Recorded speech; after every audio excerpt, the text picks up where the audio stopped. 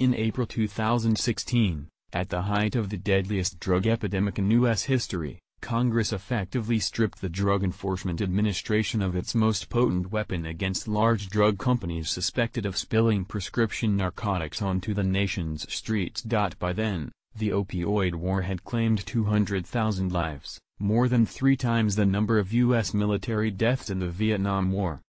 Overdose deaths continue to rise. There is no end in sight. A handful of members of Congress, allied with the nation's major drug distributors, prevailed upon the DEA and the Justice Department to agree to a more industry-friendly law, undermining efforts to staunch the flow of pain pills, according to an investigation by The Washington Post and 60 Minutes.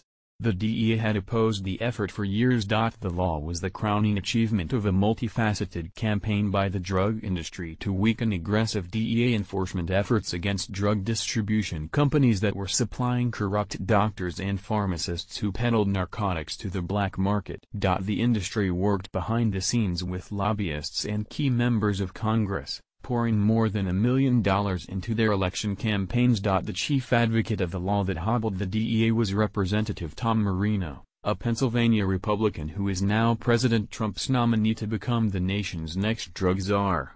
Marino spent years trying to move the law through Congress. It passed after Senator Orrin G. Hatch, Republican Utah, negotiated a final version with the DEA. As Representative Tom Marino's Pennsylvania district was reeling from the opioid crisis, he sponsored a bill that undermined the Drug Enforcement Administration's efforts to stop the flow of pain pills.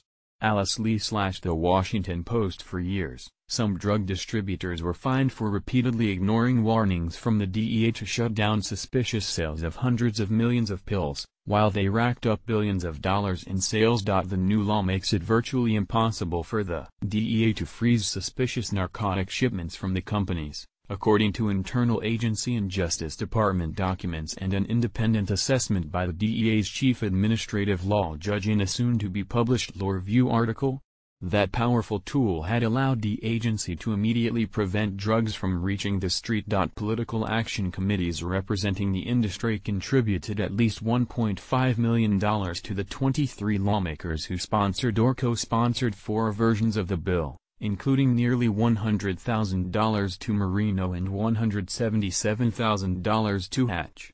Overall, the drug industry spent $106 million lobbying Congress on the bill and other legislation between 2014 and 2016, according to lobbying reports. The drug industry, the manufacturers, wholesalers, distributors and chain drugstores, have an influence over Congress that has never been seen before, said Joseph T. Ranazzisi, who ran the DEA's division responsible for regulating the drug industry and led a decade-long campaign of aggressive enforcement until he was forced out of the agency in 2015. To get Congress to pass a bill to protect their interests in the height of an opioid epidemic just shows me how much influence they have. Besides the sponsors and co-sponsors of the bill, few lawmakers knew the true impact the law would have. It sailed through Congress and was passed by unanimous consent, a parliamentary procedure reserved for bills considered to be non-controversial.